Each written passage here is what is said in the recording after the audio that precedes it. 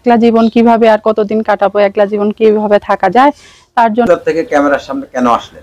ঠাকুরগাঁ থেকে ক্যামেরার সামনে আসি আমার জীবনের গল্প বলার জন্য। আমার জীবনে অনেক কষ্ট, আমার একক জীবন, কারণ আমার স্বামী নেই, স্বামী মারা গেছে।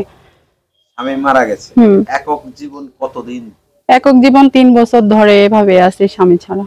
এই যে স্বামী ছাড়া 3টা বছর কিভাবে কাটলেন? স্বামী ছাড়া এইভাবে কাটতেছে জীবন যাপন, যে বহুত কষ্টে আছি। একটা বাচ্চা আছে, মা আছে, বাবা নাই, মারা গেছে। মানুষের বাসায় কাজ করে সংসার চালাই, এভাবেই খাই।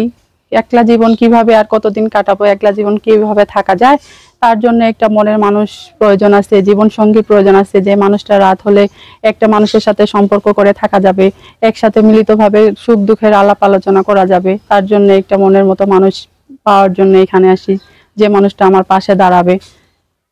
আচ্ছা আপু, এই যে ক্যামেরার সামনে বেশিরভাগ মেয়েরাই এসে বলে মনের মানুষ চাই। আসলে আপনি তো দেখতে শুনতে অনেক সুন্দর, স্মার্ট, লম্বাও তো কতটুকু লম্বা আপনি? 5 ফুট পার হবো মনে হয় এরকম। আমার তো মনে হয় আপনি মিনিমাম 5 ফুট 6 ইঞ্চি। এই যে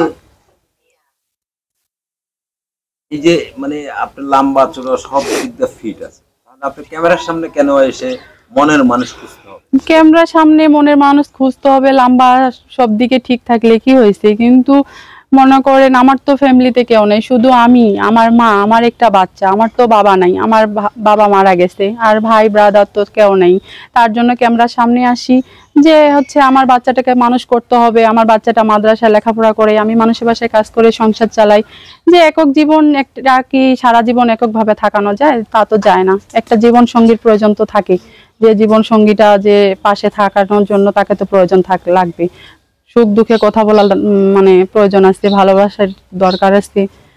আচ্ছা, আসলে সুখ দুঃখের কথা বলার জন্য যেমন আপনার গ্রামে অনেক সুদর্শন ছেলেরা আছে, তারা কি আপনাকে বিয়ে শাদীর প্রস্তাব? হ্যাঁ, তারা তো বিয়ে শাদীর প্রস্তাব দিছে, অবশ্যই ঠিক আছে, কিন্তু প্রস্তাব দিলে কি হয়েছে? গ্রামে তো আমাদের মনে করেন হচ্ছে বিয়ে শাদীর প্রস্তাব দিলে যৌতুক ছাড়া তো বিয়ে হয় না, টাকা লাগে, টাকা ছাড়া তো বিয়ে করবে না।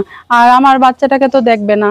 আমি যদি অন্যের ঘরে চলে যাই, আমার বাচ্চাটাকে কে দেখবে? আমার মা তো অসহায়, অসুস্থ হয়ে পড়ে আছে, কিন্তু আমার বাচ্চাটাকে তো কেউ নিবে না, গ্রহণযোগ্য মনে করবে না।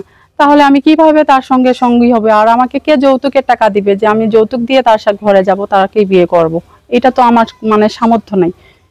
আচ্ছা, তো আসলে সবাই কি এখনকার যুগে তো যৌতুক চায় না, ছেলেরা একটা চায়, কিছু ছেলে মেয়ে চায়, ভালো ব্যবহার চায়, একটু ভালোবাসা চায়, কিছু কিছু ভালোবাসা নাই মনে মানে ভোগ করার জন্য কিছু কিছু ছেলে আছে, মানে শরীরকে ভোগ করার জন্য তারা বিয়ে করতে চায়। আমি তো সেভাবে বিয়ে করব না, যে আমার শরীরকে ভোগ করবে তাকে তো আমি বিয়ে করব না। যে আমাকে মন থেকে ভালোবাসবে, যে আমাকে হচ্ছে সত্যিকারে ভালোবাসবে, সেই মানুষটাকে আমি চাই, তাকে